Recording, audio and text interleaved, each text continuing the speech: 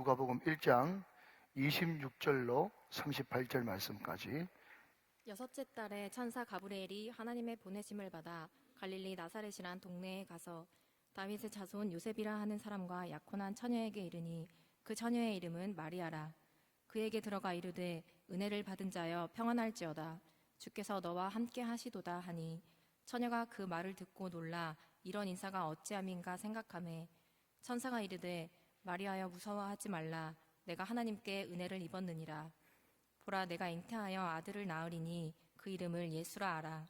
그가 큰 자가 되고 지극히 높으신 이의 아들이라 일컬어질 것이요 주 하나님께서 그 조상 다윗의 왕위를 그에게 주시리니 영원히 야곱의 집을 왕으로 다스리실 것이며 그 나라가 무궁하리라. 마리아가 천사에게 말하되 나는 남자를 알지 못하니 어찌 이 일이 있으리이까.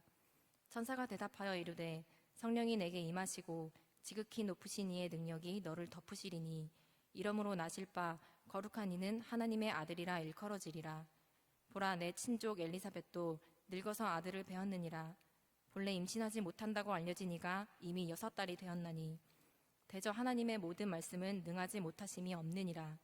마리아가 이르되 주의 여종이오니 말씀대로 내게 이루어지이다 하매 천사가 떠나가니라. 아멘. 교회를 좀 다녀본 분이라면 칼빈주의, 혹시 여러분 칼빈주의라고 들어보셨어요? 네, 뭐 칼, 총 이런 뜻이 아니고요. 칼빈주의라고 하는 말이 있어요. 그런데 이 이야기는 좀 잘 못 들어보셨을 거예요. 알미니안주의라는 것이 있습니다. 알미니안주의. 그냥 제가 간단히 설명해 드릴게요. 이게 주제가 아니니까요. 칼빈주의가 뭔가 하면, 칼빈주의는요, 하나님의 절대 주권을 믿는, 굳세게 신봉하는 그런 신앙입니다. 우리 장로교, 우리 교회가 속한 장로교가 칼빈주의를 따르고 있는데, 그 사람들이 자주 이야기하는 것은 오직 하나님의 은혜, 하나님의 절대 주권, 하나님의 뜻, 이런 것을 굉장히 앞세우는, 그것이 칼빈주의죠. 반면에 알미니안주의는 뭔가 하면 그 사람들이라고 하나님의 뜻, 또 하나님의 주권을 인정하지 않는 것이 아니라 그것보다는 인간의 자유의지, 이것을 더 앞장세우는 것이 알미니안주의입니다. 그래서 구원에 관한 문제에 있어서도 예수님께서 십자가에서 피 흘려 죽으심으로 모든 구원을 다 이루셨지만 믿고 안 믿고, 구원받고 구원 못 받고의 선택은 전적으로 자기 의지, 자기 인간의 자유의지에 달렸다라고 믿는 것이 알미니안주의입니다. 이해되시죠? 반면에 칼빈주의는 뭐죠? 인간의 자유의지, 그것도 하나님의 은혜와 절대주권 안에 있다라고 믿는 것이 칼빈주의고 말이죠. 여러분 조금만 좀 더 들어보십시오. 그래서 오늘 3부 예배 나오신 우리 수준 높은 우리 우정교 성도님들, 이런 수준 높은 이야기가 있습니다. 참 재밌는 이야기인데, 만약에 이 이야기를 알아들으시면 수준 높은 거고, 못 알아듣고 가만히 있으면 수준이 떨어지는 거니까 무조건 몰라도 이제 웃으셔야 돼요. 자, 여러분 잘 한번 들어보시길 바랍니다. 이 알미니안주의, 그러니까 인간의 자유의지를 먼저 앞세우는 그 신학교에 다니던 한 신학생이 갑자기 칼빈주의를 신봉하는 신학교에 소위 말해서 편입을 요청했습니다. 그러면서 하는 말이 뭔가 하면, 학장님, 내가 아무리 생각해봐도 알미니안주의보다는 칼빈주의가 더 성경적이고 하나님이 기뻐할 것 같아서 제가 이 학교에 왔는데 저 편입 좀 시켜주십시오 라고 이야기했더니, 학장이 얼씨구나 좋다 하면서 학생을 받아줄 줄 알았는데, 이 학장이 뭐라고 하는 게 아니라 우리 학교는 하나님의 뜻에 의해서, 하나님의 절대 주권에 의해서 이 학교에 왔습니다, 이렇게 해야 입학시켜주지, 내가 생각해보니까 이게 더 좋아서 이쪽으로 왔습니다, 이런 사상을 가지고 있는 사람은 절대로 받지 못하네, 불합격 하면서 안 받아줬다는 거예요. 그래서 너무너무 마음이 힘들잖아요. 다시 옛날 학교로 이 학생이 돌아갔어요. 그래서 학장이 너 또 왜 왔냐 이렇게 물어보니까, 칼빈주의 신학교에서 날 안 받아주는 거 보니까 제가 이 학교에 다니는 것이 하나님의 뜻인 것 같습니다, 그렇게 이야기를 했단 말이죠. 그러니까 그 학장이 하는 말이, 번쩍 놀라가지고 하는 말이 뭔가 하면, 뭐 하나님의 뜻이라고? 우리 학교 다니려고 그러면 네가 이것을 선택해서 왔다고 이야기해 받아주지, 하나님의 뜻 그런 이야기하면 우리 학교에서 못 받아준다. 그래가지고 여기서도 떨어졌고 저기서도 떨어졌다. 이런 수준 높은 이야기를 이해하시겠습니까? 이거는 정말 이 하이 클래스입니다. 하이 클래스. 아무튼 여러분, 우리는요 그거 구원받는데 전혀 지장 없어요. 이래도 저래도 다 우리 구원에 지장이 없는데, 중요한 것은 아직까지 우리는 모르지만, 여러분은 모르지만요, 신학교 안에서 알미니안이 더 많냐, 칼빈주의가 더 많냐, 칼빈주의가 더 많냐, 알미니안이 더 많냐, 하나님의 은혜가 우선이냐, 인간의 책임이 우선이냐, 이거 가지고 지금도 피 터지게 신학교 안에서 싸우고 있어요. 우리하고 전혀 상관없지만 말이죠. 그런데 성경을 가만히 들다 보면 성경은 분명히 이 두 가지를 다 강조하고 있어요. 그래서 오늘 여러분 설교 제목이 하나님의 은혜와 우리의 응답이거든요. 여러분 이것을 제 버전으로 바꾸면 하나님의 은혜와 인간의 최선, 하나님의 절대 주권과 인간의 책임 다 같은 말인데 이것이 같이 강조되고 있단 말입니다. 한마디로 말하면 한 드럼통 안에 두 칸이고, 또 다르게 표현하면 동전의 양면이고, 또 이것은 전후의 문제이지 같은 의미고 같은 말이다 라는 것을 성경은 이야기하고 있다 말이죠. 여러분, 우리가 설날, 추석이 되어지면, 성탄절이 되어지면, 항상 우리가 뭐 왕이 나셨도다, 아니면 구주가 오셨으니, 이런 제목을 선택하지 않습니까? 그런데 제가 오늘 설교 제목을 하나님의 은혜와 우리의 응답, 이렇게 생각을 잡아봤거든요. 설교 제목을 잡아봤거든요.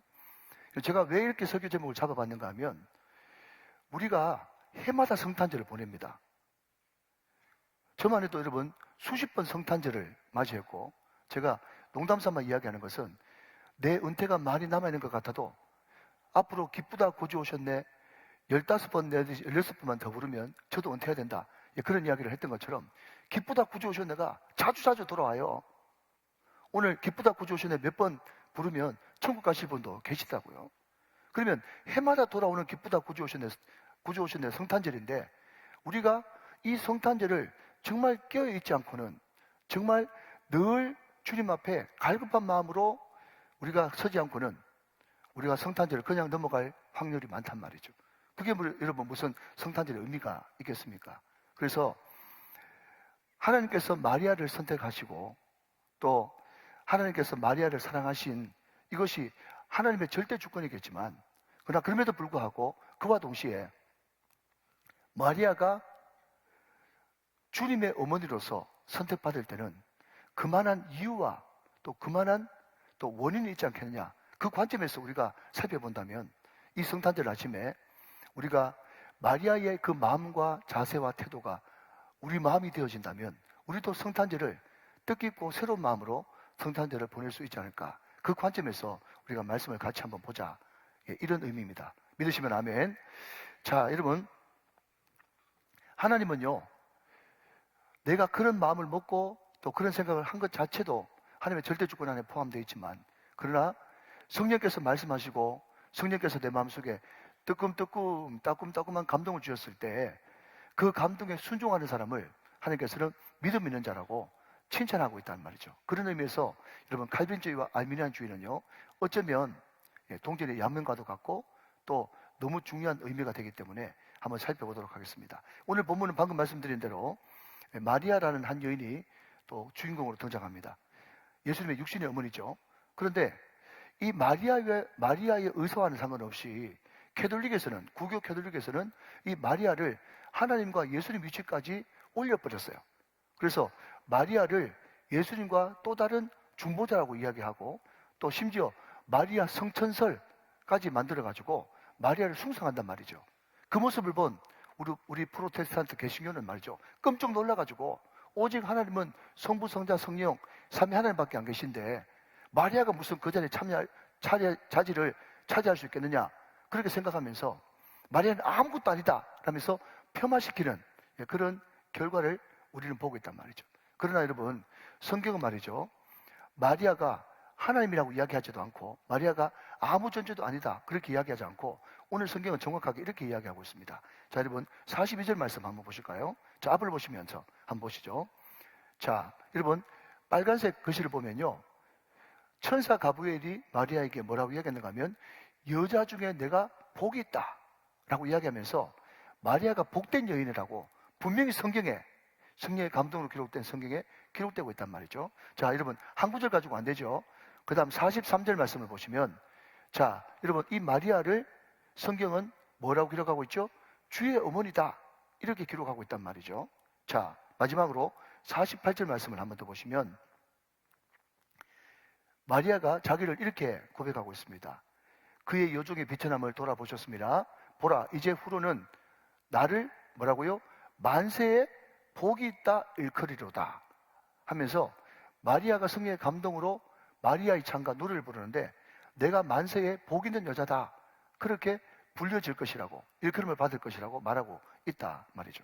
그러면 도대체 마리아의 믿음과 순종 그리고 그 신앙이 어땠길래 마리아를 이렇게 성경에서 칭찬하고 복이 있다고 말씀하고 있는가? 그것을 한번 살펴보기를 원합니다. 여러분, 학자들이 말하기를 마리아의 이때 나이가 적으면 13살, 많으면 아무리 많아도 18살을 넘지 않았을 것이다. 왜냐하면 요셉이 20살이 안 됐고 그 당시에 다 조원이었기 때문에 여러분, 우리 신혼부부를 제가 폄하하는 것이 아니고 제가 보니까 그 예수님을 낳은 아줌마의 나이가 한 30 돼 보여요. 그런데 저만큼 나이가 많지 않았고 적게는 13살, 많게는 18살을 넘지 않는 그런 어린 처녀였습니다. 여러분, 이때 이스라엘이 로마 식민지로 있었기 때문에 얼마든지 로마에 그리고 이스라엘 수도인 예루살렘에 토라와 율법에 능통한 똑똑하고 가문 좋고 또 모든 것을 갖춘 여인, 처자가 한두 명이 아니었습니다. 그런데 왜 갈릴리, 나사렛, 여러분 이런 말 들어보셨습니까? 나사렛에서 무슨 선한 것이 날 수 있느냐? 들어보셨죠? 그러니까 그 당시 나사렛에는요, 자 여러분, 우리는 지금 서울이 위에 있지만 이스라엘 수도는 갈릴리보다 그 남쪽 예루살렘에 있거든요. 그 예루살렘에 있는 사람들은 갈릴리 북쪽에 있는 나사렛이라고 하는 동네가 있는지 없는지도 모르는 그때 당시에 문헌에 의하면 전체 인구 다 합쳐봤자 400명도 채 살지 않는 조그마한 벽촌 깡골 시골이었습니다. 지금은 예수님의 마을 그래가지고 굉장히 관광지가 되어 있습니다만은 예수님 당시만 해도 나사렛에는 전혀 주목받지 못하는 가난한 사람들이 모여 살던 시골 벽촌 도서벽지예요. 근데 왜 하필이면 로마에 사는 여인도 있고 예루살렘에 사는 여인들도 있는데 왜 정말 전혀 알려지지 않는 무명의 나사렛에 있는 마리아를 하나님께서 선택하셨을까? 대답 하나밖에 없죠. 그것은 하나님의 전적인 주권이고 은혜입니다. 할렐루야. 그러나 동시에 그 나사렛에 있는 마리아를 콕 집어가지고 하나님께서 주의 어머니를 선택할 때는 무슨 이유와 뜻이 있지 않겠느냐? 우리는 전자보다 후자에 좀 초점을 맞춰가지고 말씀을 살펴보길 원하는 거죠. 자, 그러면 하나님께서 마리아를 선택한 이유가 뭘 것인가? 자, 여러분 28절 말씀을 같이 한번 보도록 하겠습니다. 28절. 그에게 들어가 이르되 은혜를 받은 자여 평안할지어다 주께서 너와 함께 하시도다 하니 그랬습니다. 자, 가브리엘 천사가 갈릴리 나사렛 동네에 있는 마리아에게 나타나서 제일 먼저 했던 말이 뭔가 하면 은혜를 입은 자여, 그렇게 이야기했습니다. 자, 여러분, 제가 다시 말씀드립니다. 우리 믿는 사람들은요, 예수 믿는 순간 모든 삶의 패턴이요, 능동태가 아니라 수동태입니다. 이 수동태를 다른 말로 피동태라고 말하기도 하죠. 제가 우리 성도님들께 수술 받기 전에 전화를 해드립니다. 집사님, 장로님, 권사님, 성도님, 수술 잘 받고 오세요. 수술 잘 받고 만납시다. 그럼 제가 그런 이야기를 하지만은 엄밀하게 이야기하자면 그 이야기는 틀린 말이죠. 왜 그렇습니까? 의사가 수술을 잘 해줘야 수술을 잘 받지. 내가 어떻게 스스로 수술을 잘 받을 수 있겠어요? 그래서 여러분, 지구도 달도 마찬가지로, 우리도 마찬가지로 지구와 달이 태양에 빛이 있어야 그 빛을 받아가지고 반사는 반사체듯이 우리도 하나님의 은혜의 빛, 아멘, 사랑의 빛, 긍휼의 빛, 그것을 받아야만 비로소 은혜를 베풀 수 있고 사랑을 나눌 수 있는, 우리는 반사체지 발광체가 아니라는 거예요. 믿으시면 아멘이십니까? 그러니까 우리 예수 믿는 사람의 모든 인생은 수동태죠, 수동태. 자, 그런 의미에서 여러분, 천사 가브리엘이 와서 마리아에게 너는 은혜를 입은 자다, 수동태로 이야기하는 것은 맞는 정답입니다. 자, 그런데 말입니다. 한 절 건널뛰어서 30절 말씀에 보면 이 은혜를 입었다라고 하는 말이 또 다른 모드로 적혀 있는 것을 보게 됩니다. 자, 여러분 30절 말씀 같이 한번 보겠습니다. 자, 앞을 보시면 더 좋아요. 천사가 이르되 마리아여 무수하지 말라 내가 하나님께 은혜를 입었느니라 그랬습니다. 자, 여러분, 같은 말 반복입니다. 그런데 우리말 성경에는 내가 하나님께 은혜를 입었느니라 하면서 수동태로 기록되어 있는데, 이것을 원어로 살펴보니까, 또 영어 성경, NIV, 또 킹제임스, 많은 영어 버전 성경 보니까 영어 버전에 이렇게 되어 있어요. 자, 영어를 한번 띄워주시면, 자, 여러분, 제가 혀를 굴릴 수 있지만 안 굴리고 그냥 오리지널 발음으로 합니다. Because you have found favor with God. 이게 뭔가 하면, 여러분 제가 have found라고 하는 단어에 빨간색을 칠하는데, 이것을 초점을 두고 살펴본다면요, 물론 마리아가 은혜를 입었죠. 아멘 좀 하시기 바랍니다. 마리아는 은혜를 입은 사람입니다. 그런데 원문을 해석해 보면, 영어를 해석해 보면, 마리아가 은혜를 입었다라고 수동태로 번역하기보다는 마리아가 하나님을 구하고 찾았다, 이렇게 이야기해야 더 맞는 말입니다. 자, 그러니까 여러분, 이겁니다. 제가 말씀드리고 싶은 것은 뭔가 하면, 은혜를 입었기 때문에 마리아가 은혜를 구하고 찾는 것입니다. 아멘이십니까? 이것을 또 다른 말로 바꾸면, 마리아가 은혜를 구하고 찾기 때문에 마리아가 은혜를 입을 수 있었던 것입니다. 천사가 일방적으로 전적인 하나님의 은혜로 마리아를 찾아왔습니다. 이것을 여러분 또 거꾸로 바꾸면요, 마리아가, 죄송합니다, 이런 표현을 써서 찾아올 만하니까 찾아온 것입니다. 제가 이것을 강조하고 싶은 거예요. 여러분, 제가 어떤 목사님 설교를 들어보니까 그 목사님 이 시를 하나 소개시켜 주더라고요. 자, 여러분, 제가 오래간만에 시를 한번 읽어볼 테니까 제가 왜 이 시를 여러분에게 소개시켜 주는지 한번 진의를 한번 살펴보시기 바랍니다. 자, 시를 한번 띄워주시죠. 한 소년이 별을 보았네. 그리고 울기 시작했다네. 별님은 말했다네. 아이야, 넌 왜 우니? 소년이 말했다네. 별님은 너무 멀리 계세요. 그래서 당신을 만질 수가 없어요. 그때 별님은 대답했다네. 아이야, 내가 이미 내 마음속에 있기에 넌 나를 볼 수가 있었던 거야. 여러분, 이해되십니까? 이 아이가 별을 너무 보고 싶고 만지고 싶었어요. 그런데 못 만져가지고 울고 있어요. 그 별님을 향한, 이것을 성경으로 바꾸면 주님을 향한 그 마음이 있는 거죠. 그런데 주님이 너무 멀리 계신 것 같아. 못 만지니까 울어. 그런데 그때 주님 나타나셨어. 내가 네 마음에 이미 있기 때문에 네가 나를 쳐다볼 수 있는 눈도 생기고, 나를 사모하는 마음도 생기고, 나를 위해서 눈물 흘릴 수 있는 눈물도 짓게 되었단 말이죠. 그러니까 여러분, 저는 너무너무 답답한 게, 칼빈주의에서 신앙생활 하는 사람들이 말이죠, 어디서 배운 건 있어가지고, 죄송합니다, 용서하십시오, 말이 좀 과격해도, 하나님이 하신다, 하나님의 절대주권, 하나님의 뜻, 이렇게 이야기하는데 자기는 아무것도 안 해. 세상에 그런 백수가 없어. 저는 그런 사람을 거룩한 백수라고 부르고 싶어요. 여러분, 하나님의 은혜를 정말 입었으면요, 은혜를 반드시 구하고 찾게 돼 있다니까요. 여러분, 성경 말씀 뭐라고 얘기합니까? 구하라 주실 것이요, 찾아라 찾아낼 것이요, 문을 두드리라 열릴 것이니라. 우리가 너무나 잘 아는 이 유명한 구절의 원진리가 뭔가 하면요, 우리가 어떤 기도 제목이 있어서 기도할 때 응답을 구하지 않습니까? 응답을 구할 때 기도 안 하는 사람은 여러분 백날 하나님의 절대주권 언급할 자격도 없고, 그 사람은 해당 자격이 없어요. 하나님의 기도 제목을 놓고 구하고 찾고 두드리고 정말 하나님 앞에 간절히 사모하는 그 사람이 드디어 기도하는 무릎을 일으켜 찾으면 찾을 것이다 말이죠. 이해되시면 아멘 하시기 바랍니다. 여러분, 그게 성경의 원뜻이에요. 여러분, 제가 지난번에 성찬 이야기할 때도 얘기했잖아요. 누구든지 목마르거든 내게로 와서 마시라 그랬잖아요. 우리 주님은요, 우리에게 이미 베풀어줄, 영원히 배고프지 않을 떡을 준비하고 계시고 영원한 생명수를 우리에게 준비하고 계시는 것입니다. 그러나 예수님이 준비하시지만 먹고 마시는 것은 우리가 먹고 마셔야 되는 거예요.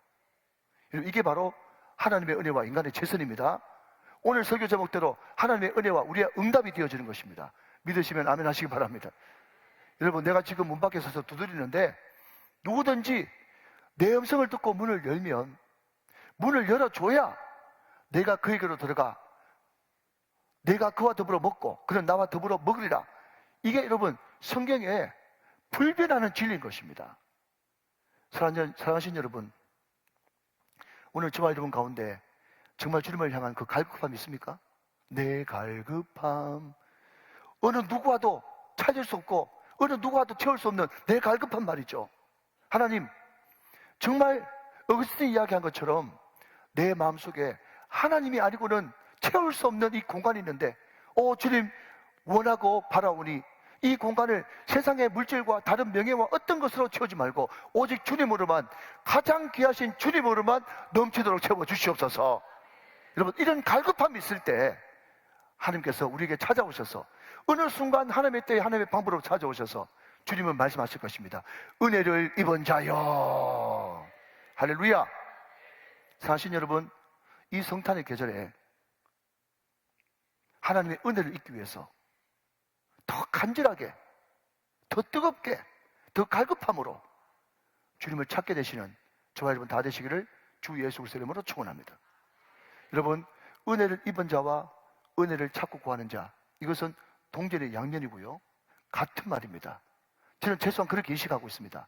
믿으시기를 주님의 이름으로 축원합니다.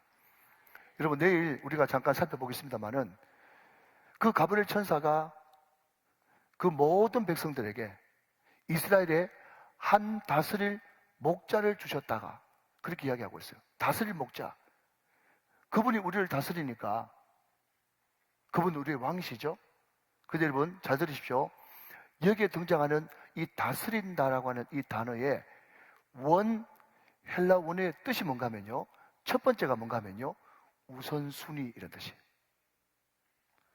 다스린다가 뭐라고요? 우선순위. 그분이 우리의 왕으로, 그분이 만왕의 왕으로 만주의 주 우리가 한데 오셨을 때 그분을 왕으로 영접하는 모든 사람들은 이제 후로는 내 인생의 모든 프라이어티, 우선순위가 누가 돼야 된단 말입니까? 왕이신 예수 그리스도, 그분이 나의 우선순위가 돼야 된다는 것을 말씀하고 있다는 거죠. 사랑하는 여러분, 그분이 우선순위가 되어지면요, 항상 그분의 은혜를 찾습니다. 그분이 우선순위가 되어지면요, 아멘 할 때까지 항상 그분의 은혜를 구합니다. 두드립니다. 목말라 합니다. 갈급해 합니다. 그런 마음이 있을 때 뭐라고요? 우리는 하나님의 은혜를 받은 자가 될 수가 있는 것입니다.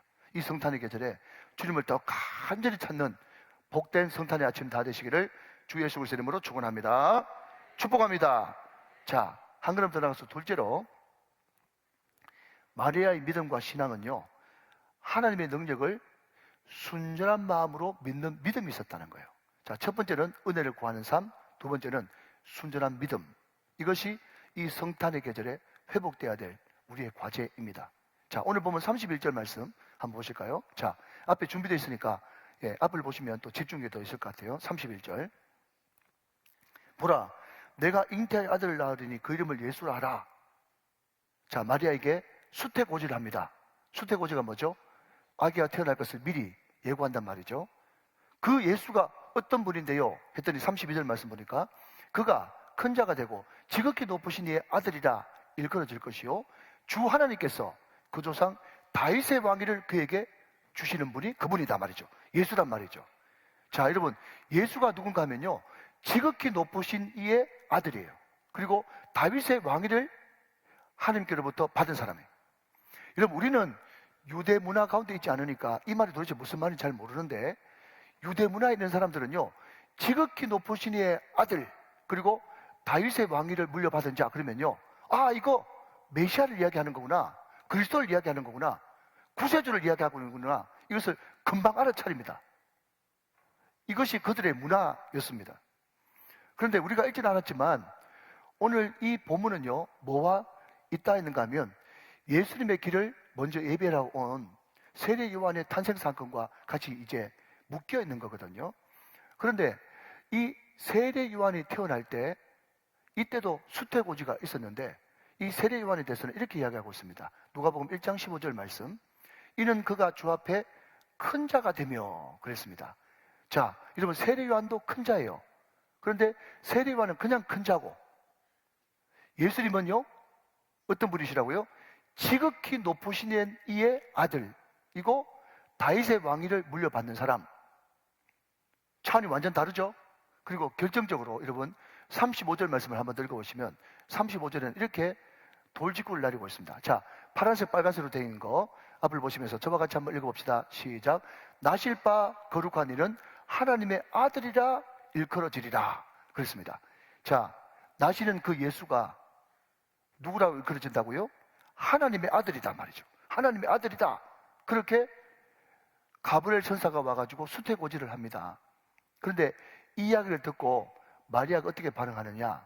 자, 여러분 34절 말씀 또 보실까요? 자, 한 번 더 읽어주세요. 시작. 마리아가 천사에게 말하되 나는 남자를 알지 못하니 어찌 일이 있으리까? 그랬습니다. 자, 여러분 제가 거기에 어찌라고 하는 여기에 하이라이트를 해놨어요. 자, 여러분 우리말 성경을 보면 어찌라는 이 단어를 딱 듣는 순간에 지금 마리아가 천사가 와서 하나님의 천사장 가브리엘이 와서 수태고지를 함에도 불구하고 그것을 의심하고 있구나 이렇게 생각을 할 수 있어요. 그런데 영어 성경에 봐도 원어 성경에 봐도 여기 어찌라고 하는 이 단어를 영어 성경에는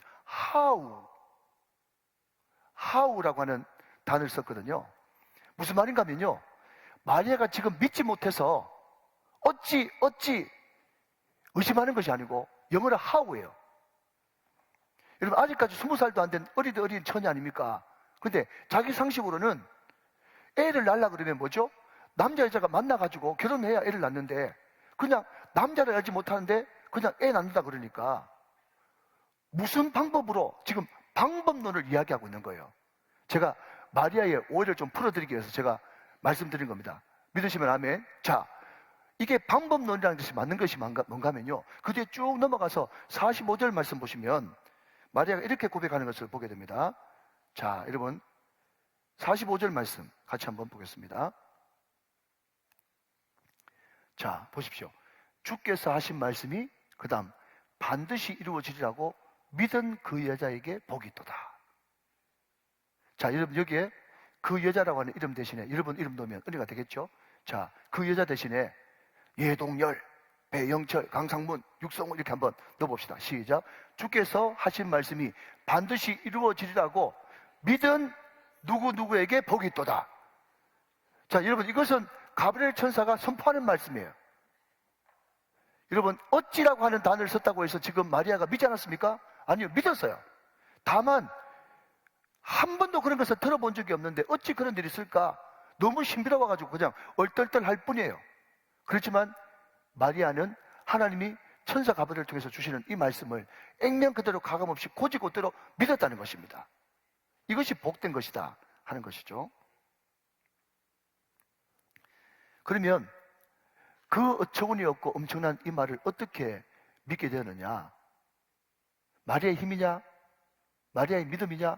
물론 그것도 있겠지만 여러분 그 근본은 하나님의 은혜인 거죠. 자, 그런 의미에서 35절 말씀을 한 번 더 보시면 좋겠습니다. 35절 말씀 제가 읽습니다. 천사가 대답하여 이르되 성령이 내게 임하고 지극히 높으신 이의 능력이 너를 덮으시리니 이름으로 나실 바 거룩한 이는 하나님의 아들이라 일컬어지리라. 자, 여러분 여기에 너를 덮으시리니 라고 하는 단어에 제가 주목을 또 시켜놨습니다. 여러분 이 단어가 굉장히 중요한 단어인데요, 너를 덮으시리니 라고 하는 이 말이 구약에 등장합니다. 그게 뭔가 하면 여러분 구약 이스라엘 백성들이 광야에서 이제 40년 동안 광야를 지나가게 되죠. 그때 성전 내지 장막, 회막이라고 불리는 그 성막에 그 위에 뭐가 떠 있습니까? 쉐키나라고 하는 하나님의 영광을 상징하는 구름이 그 성막을 덮고 있는 것이죠. 하나님의 영광 쉐키나가 성막을 덮고 있다 할 때 그 덮어리니라고 하는 그 단어와 오늘 여기에 등장하는 덮어리니 이 단어가 똑같은 의미로 사용되어지는 것입니다. 이 말이 무슨 말인가 하면요, 마리아는 도무지 그 엄청난 것을 감당하기 힘든 그것을 받아들일 수는 없으나 성령의 능력이, 성령의 영광이 마리아를 압도하고 덮을 때 어떤 말씀이라도 그 말씀이 믿어지고 순종되어지는 역사가 일어난다는 것입니다. 사랑하는 여러분, 이 압도하시는 성령의 강권하심이 저와 여러분을 두루 덮게 되시기를 주 예수 그리스도의 이름으로 축원합니다. 축복합니다. 성령의 능력이 와야 우리 가운데 믿음이 생기는 것이죠. 할렐루야. 여러분 구약으로 한번 넘어가 보면 아브라함이 100세 때에 또 사라가 90대에, 그죠? 그 한 해 전에 여기도 천사가 등장해가지고 내년 이맘때 아들이 있을 것이다. 그 이야기를 합니다. 그 이야기를 듣고 우리 남편 기력 다 빠지고 나도 생리가 끊어졌는데 어떻게 나한테 그런 일이 있을까 하면서 장막 뒤에서 사라가 하나님의 천사가 하는 말을 막 비웃었어요. 그러니까 구약의 예수님의 현현, 하나님의 천사가 말이죠. 사라가 웃는 것을 딱 알고는 너 왜 웃느냐? 그랬더니 너무 놀래가지고 나 안 웃었는데 에 거짓말했어요. 네가 웃었느니라. 그렇게 이야기하면서 여러분 그 아들을 낳아가지고 이삭이라고 불렀는데 이삭의 이름 뜻이 뭐라고요? 웃음 이런 뜻이에요. 그러니까 참 하나님은 참 재밌죠. 하나님이 말씀하셨음에도 불구하고 하나님 말씀을 믿지 못하고 비웃는 그 사라한테 창세기 18장 14절 말씀은 이렇게 이야기하고 있습니다. 자, 여러분 앞을 보시면서 자, 앞에 부분만 제가 한번 읽어보겠습니다. 대저 여호와께 능하지 못한 일이 있겠느냐? 기한이 이를 때에 내가 내게로 돌아오니 사라에게 아들이 있으리라 그랬습니다. 여러분 저는요 이걸 보면서 입에 탁 달라붙은 게 있는데 자꾸 성경 바꾸면서 말 바꿔버리니까 힘이 빠져요. 제가 다시 그냥 익숙한 버전으로 이야기해 보겠습니다. 여호와께 능치 못함이 있겠느냐? 하나님께서는 말씀하신 것을 반드시 이루고야 마시고 지키시고야 말고 해내고야 만단 말이죠. 이게 하나님의 전능하심입니다. 전능하심. 그런데 그 마리아에게도 전혀 남자를 알지 못하는데 성령의 능력이 강권하고 임해서 너를 덮어서 동정녀가 아들을 낳을 것이다 라고 하는 그 말을 하면서 똑같이 이야기하고 있습니다. 자, 여러분 37절 말씀 같이 한번 보실까요? 자, 37절 보십시다. 대저 하나님의 모든 말씀은 능하지 못하심이 없느니라. 할렐루야. 하나님의 모든 말씀은 반드시 여러분 선포되어지면 이루시고야 만다는 것입니다. 사랑하는 여러분, 이 말씀을 믿게 되시기를 주님의 이름으로 축원합니다. 자, 이 말씀을 듣고 아까 살펴봤습니다만 45절 말씀에 주께서 하신 말씀이 반드시 이루어지리라고 믿은 그 여자에게 복이 있도다. 그렇게 선포를 하면서 그 뒤에 여러분 따라 나오는 그 문맥상의 흐름이 뭔가 하면요, 마리아가 하나님 앞에 순종하고는 찬양하는 것을 보게 됩니다. 자, 여러분 46절 47절 또 제가 보겠습니다. 마리아가 이르되 내 영혼이 주를 찬양하며 내 마음이 하나님 내 구주를 기뻐합니다. 자, 여러분 성경을 한번 보시면 46절 마리아가 이르되 그 위에 뭐라고 되어 있습니까? 마리아의 창가라고 되어 있어요. 여러분 저는요 이 문맥을 보면서도 은혜를 받는 거예요. 무슨 은혜를 받는가 하면 아 그렇구나, 정말 내가 감당하기 힘든 그런 주의 말씀을 들었다고 할지라도 그 말씀이 주의 성령과 함께 내 마음속에 임해서 그것이 믿어지고 반드시 그렇게 되리라고 선포하며 순종하며 나갈 때 앞으로 되어질 일은 너무너무 어마무시하고 겁나는 일이 있다고 할지라도 내 마음속에 순종할 때 믿을 때 찾아오는 것은 하나님을 향한 찬양이고 기쁨이고 감사이다. 믿으시면 아멘 하시기 바랍니다. 여러분 하나님의 말씀이 임할 때 어떨 때는 너무 부담스러울 때가 있어요. 여러분 생각해 보십시오. 하루는 하나님께서 제 마음속에 기도하는 가운데 이런 감동을 주시는 거예요. 어떤 감동을 주시는가 하면 예 목사, 네가 울산에 10만 영혼을 구원하게 될 것이다. 아멘. 아멘도 안 하는 거 보세요.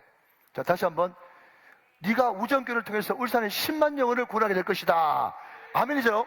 10만 영혼, 그러니까 그 10만의 피를 꽂혀가지고 우리는 막 10만이 너무 좋아가지고 아멘 아멘 하면서 막 기뻐하는데 말이죠. 여러분 마리아 바른 말이지 우리 교회 교인들 10만 명 되면요 저는 반 죽습니다. 저는 휴가도 못 가요. 여러분 교인 10만 명이 어떻게 휴가를 가겠어요? 그러니까 여러분 사람 많아지는 게 중요한 게 아니고 10만 명 감당하면 말이죠 저는 가정도 없고 제 개인적인 일상도 없고 아무것도 없어요. 그냥 목회만 전념해야 되는 거예요. 그러니까 인간적으로 보면 말이죠 죽을 지경이에요. 제 말이 맞죠? 맞다고 해주세요. 그죠? 맞잖아요. 그러니까 여러분 주의 말씀이라는 것은 나하고 다르기 때문에 기본적으로 주님께서 함께 하시고 주의 말씀이 내게 임하면요 나한테 큰 부담으로 다가온다니까요. 그럼에도 불구하고 여러분 성령이 주시는 마음과 성령이 주시는 말씀은 아무리 산 같은 그런 부담이 나에게 뻔히 있을 줄 알면서도 내 입에서는 찬양과 기쁨이 울려 퍼진단 말이죠. 사랑하는 여러분, 항상 말씀은 부담입니다. 그러나 그럼에도 불구하고 성령이 이 말씀과 함께 여러분과 함께 하시고 여러분의 영혼을 덮어으로써 여러분 입술 가운데 늘 말씀을 인해서 감사와 기쁨이 넘치게 되시기를 주 예수 그리스도의 이름으로 축원합니다. 이게 너무너무 중요한 거예요. 여러분, 성경은요 기적으로 가득한 책입니다. 기적으로 가득한 책이에요. 성경을 두 글자로 바꾸면요 태맨입니다. 태맨. 자, 한번 따라해 보실래요? 태맨. 태맨이 뭐가 태맨이냐? 창세기 1장 1절에 태초에 하나님이 천지를 창조하시니라 태자로 시작하죠. 그리고 마지막에 아멘 주 예수의 어서 오시옵소서 아멘. 그러니까 태맨이면 성경 전체예요. 자, 그러니까 좀 보십시오.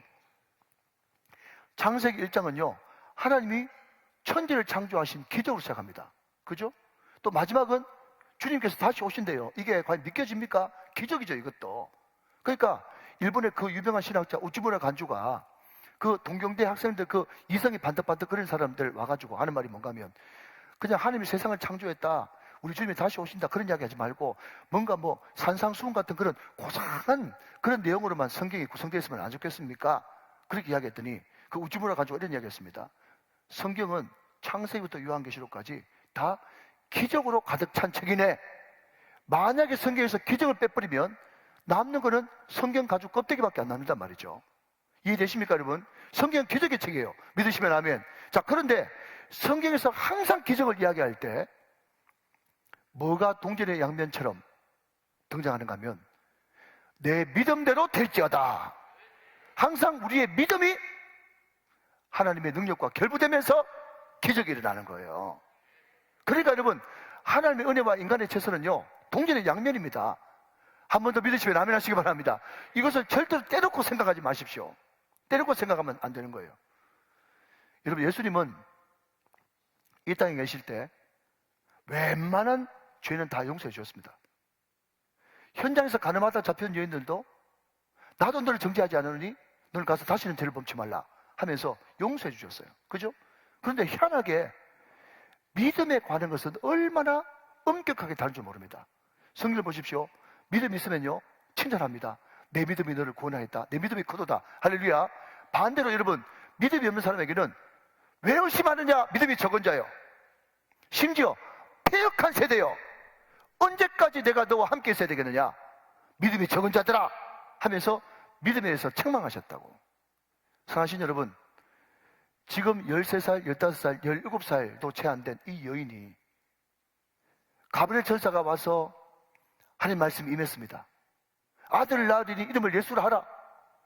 이 아들은 지극히 높으신 이의 아들이요 다윗의 왕위를 물려받을 자요 하나님의 아들이다 했을 때 그 말씀이 성령과 함께 그 마리아를 뒤덮어 주의 여종이 오니, 옛날 성경은 주의 계집종이 오니 말씀대로 내게 이루어질 줄로 내가 믿습니다.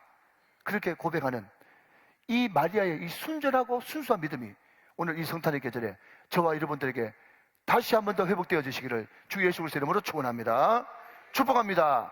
자, 마지막으로 여러분, 이 마리아에게는요 목성근 순종이 있었다 하는 것입니다. 자, 여러분 37절 38절 말씀 다시 한번 봅니다. 대저 하나님의 모든 말씀은 능하지 못하심이 없느니라. 38절 다 같이 우리의 고백을 읽습니다. 시작. 마리아가 이르되 주의 여정이 오니 말씀대로 내게 이루어지리다 하며 천사가 떠나가니라. 자, 여러분 들어보십시오. 우리 교회가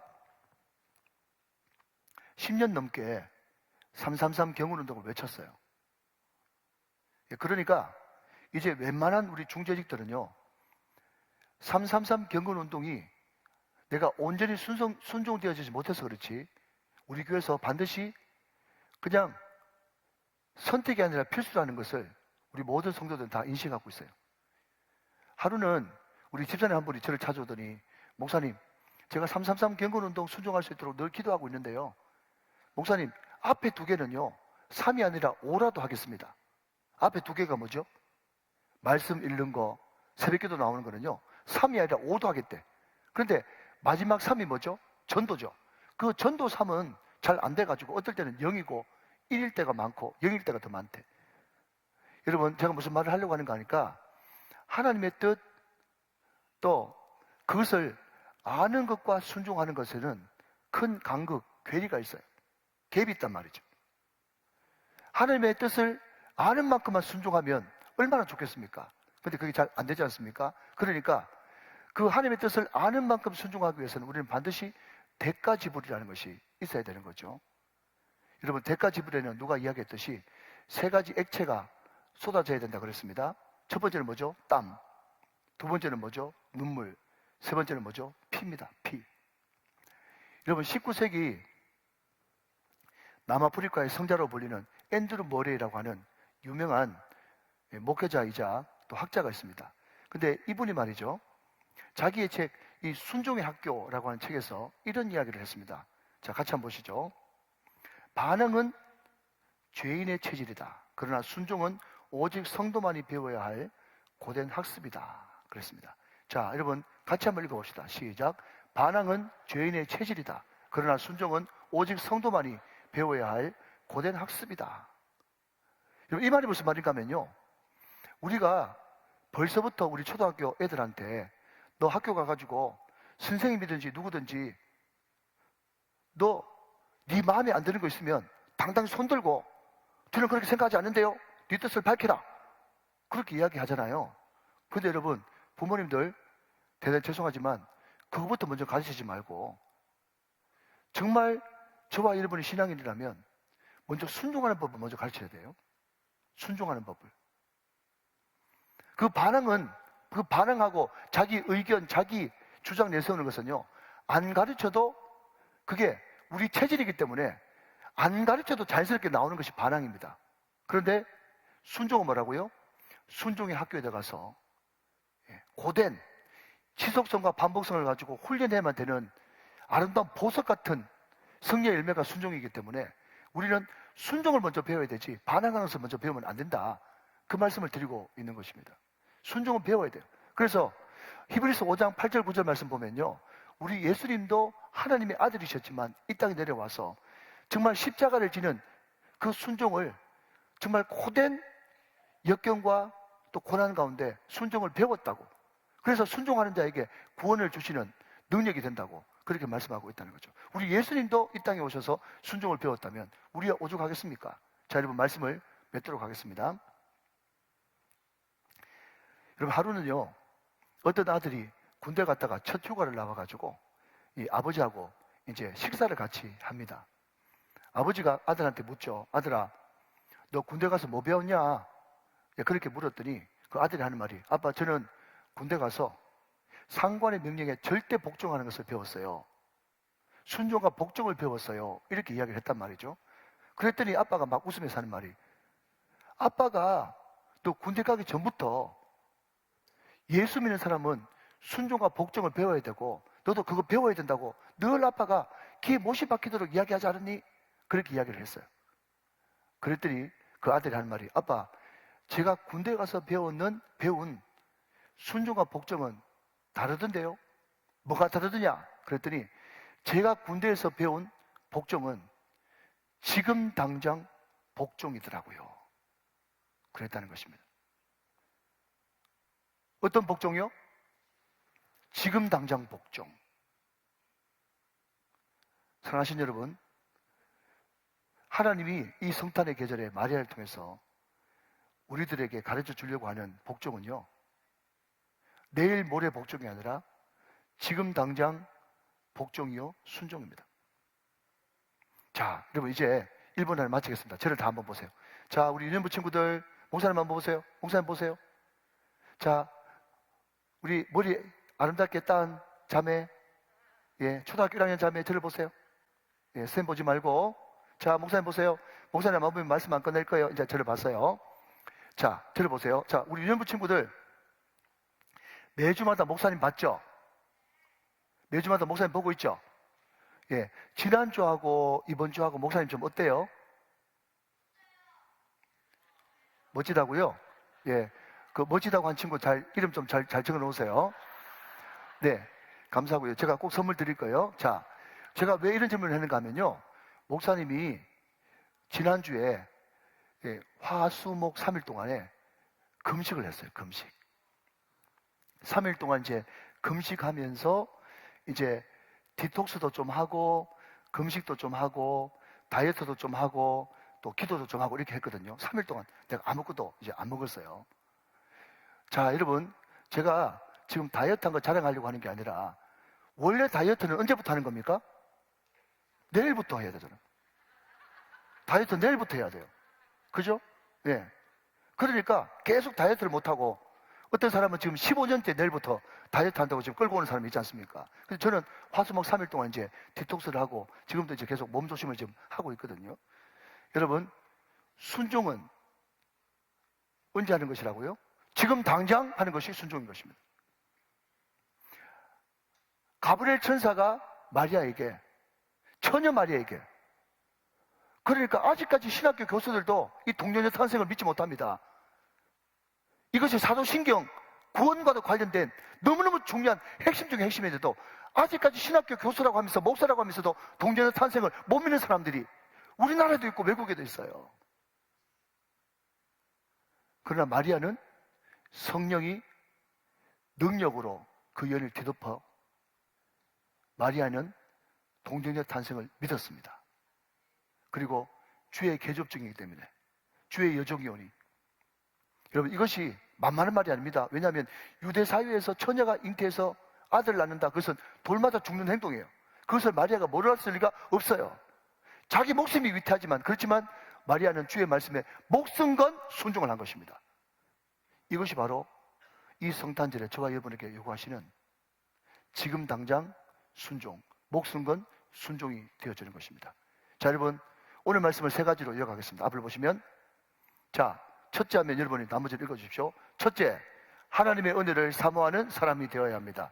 둘째, 하나님의 능력을 순전한 마음으로 믿어야 합니다. 셋째, 목숨 건 순종, 하나님의 말씀이라면 지금 당장 순종이 있어야 됩니다. 할렐루야. 여러분, 하나님의 은혜를 사모하고 또 하나님의 능력을 순전하게 믿고 지금 당장 목숨 건 순종, 이 세 가지 축복의 마중물을 넣을 때 우리 가운데 성탄절은 날마다 새로운 성탄절이 될 것이고, 우리의 성탄절을 정말 메리 크리스마스, 반가운, 기대되는, 즐거운, 가면 갈수록 더 새로워지는 멋진 성탄의 아침을 맞이할 수 있을 줄로 믿습니다. 오늘 이 성탄의 주인공들이 저와 여러분 다 되시기를 주 예수 그리스도 이름으로 축원합니다. 메리 크리스마스.